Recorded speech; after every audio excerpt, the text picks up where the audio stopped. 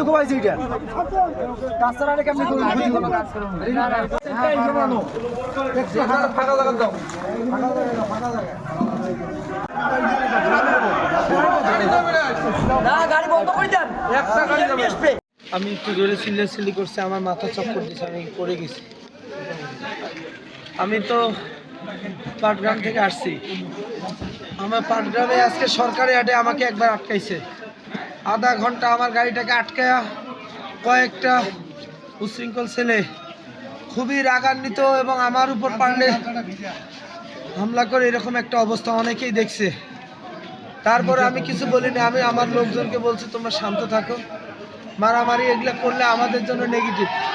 আমরা এগুলোতে যদি যাই আমাদের নিজেদের ক্ষতি হবে আমার লোকজনকে আমি কিন্তু শান্ত রাখছিলাম সেখান থেকে পরে আমি পাটগ্রামে ঢোকার পরে চারদিকে যেদিকে গেছি আমি যাইতে পারি না রাস্তা চারদিকে ব্যারিকেড দেওয়া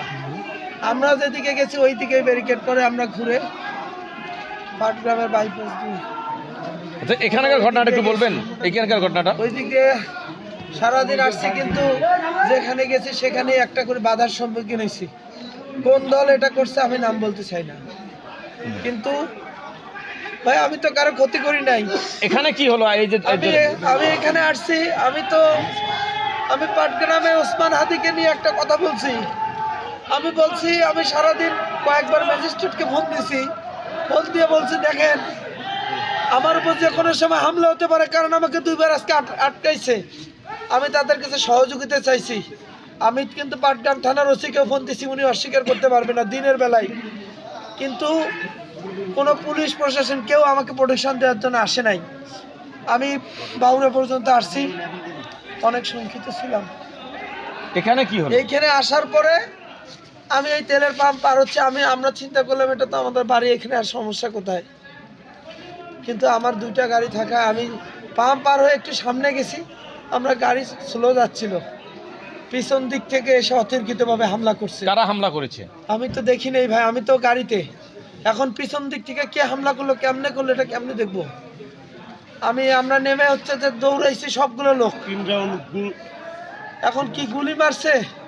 না রামদা দিয়ে কোবাইছে না কি করছে আমি কিছু দেখি নাই আমরা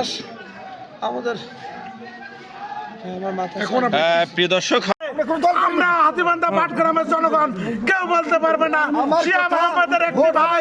একটি বোন কারো প্রতি অন্যায় অবিচার করেছে আমরা জনগণের কাছে বিচার চাই প্রশাসনের কাছে বিচার চাই দেশবাসীর কাছে বিচার চাই শিয়া মোহাম্মদ ভালো কাজ করে বিদায় এই জন্য কি তার উপর সন্ত্রাসীরা আক্রমণ করবে আমরা 10 ভাই চাইলে আমরা কিছু করতে পারতাম না শিয়া ভাই উনাকে আল্লাহ রহম করেছে উনি এলাকার সেবক হয়েছে ওনার পিছে আমরা সবাই আছি।